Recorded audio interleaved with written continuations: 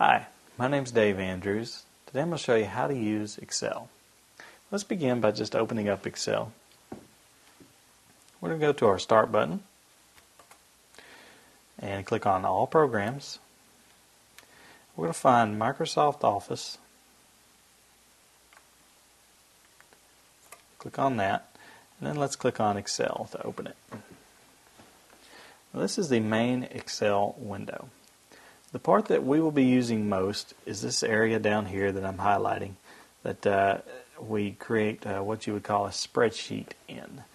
Now a spreadsheet will have data across the top here.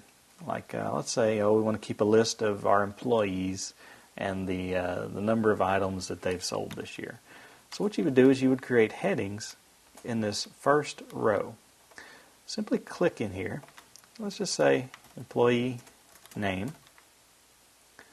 And we want to keep track of their sales for a particular year. We'll say sales. And then year.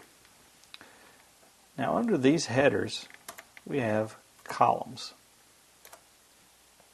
In each column under the particular header, we want to type in that employee's name. Under sales, we'll type in the number of sales that they had and for what year.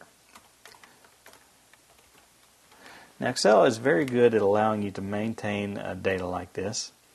You can highlight your headers and make them bold just by holding down the control key and pressing B.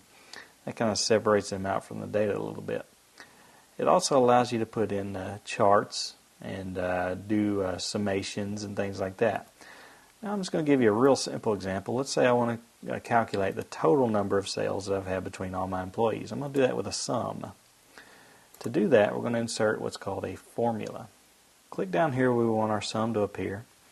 And we're just going to type the equals, which begins a formula, and type sum, then a parentheses, and select our two values that we want to sum up. I'm just going to click and drag to highlight all of them. Close your parentheses and say enter. As you can see, Excel has just generated for us a sum of all of our sales.